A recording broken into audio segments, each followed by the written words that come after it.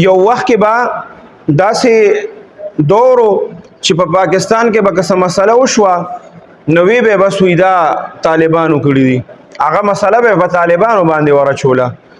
نن سبا چې مسله وشي دا پلان کې داعش کړي دي او پلان کې خوارجو کړي دي، نن سبا هغه مسلې وي په هغې باندې ورچوي. نو هغې پکې عجیبه عجیبه خبرې په منځ کې نورې موکړې چې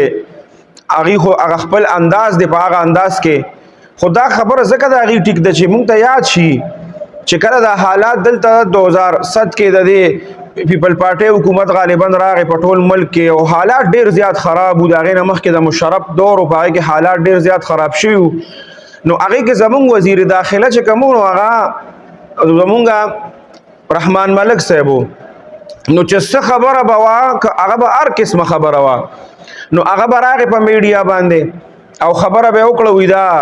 بس دا کار خو طالبانو دی او دا کار خو طالبانو کړی دی. حتی چې خلک دومره د هغه په خبره به بیا مذاق وړاوه چې دا خو لکه هر څیز دی بس په هغه باندې ورتپي او دی خپل څه کار کوي چې هر څه د هغې په سیډ باندې ورولي.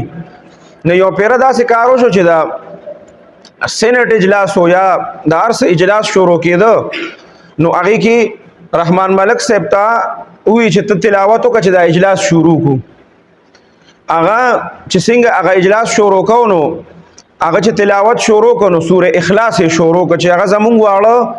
د 2-3-4-5 کالو شي که نه، نو هغه سره د مونځ هغه سوره اخلاص ورته یاد شي. نو چې کله سوره اخلاص شروع کړو نو هغه چې دی نو یو پیره شروع کړو نو قل هو الله احد، نو بس هغه مخکې ګډوډ وي، سوره اخلاص ولا نه ورته هغه نه شو ویلی. بیا دوباره کسان ورته ووایي چې لږه غلط دی، ویې خاندل ورپسې او هغه چونکې لا یو چلېده هغه بیا یې چې شروع کړو بیا یې غلط، بیا 2-3 پیرې به کوشش وکړو سوره اخلاص هغه ټیک نه کړه او هغې به دا هر څه چې کوم دي دا به په طالبانو په دې باندې ورچول. نو بیا څه دي خلکو پسې دا دغه شروع کوي دا مړه طالبانو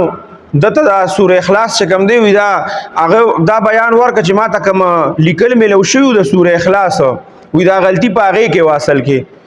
نو که په هغې کې غلطي م شوه نو یو ماشوم ته که ته سوره اخلاص لیکلي م نی نو په یاد هم چې ورته ووایه سوره اخلاص درته ویلی شي،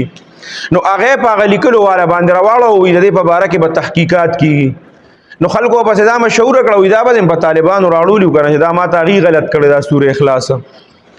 نو مولانا منظور مینګل صاحب حفظه الله دا وفرمایل چې دا همیشه داسې را روانه خبره ده چې د چا قاتل او څوک دی نیول نه غواړي نو په دغه خلکو باندې ورچوي چې دا دی کړی دی او دا کار د دی دی.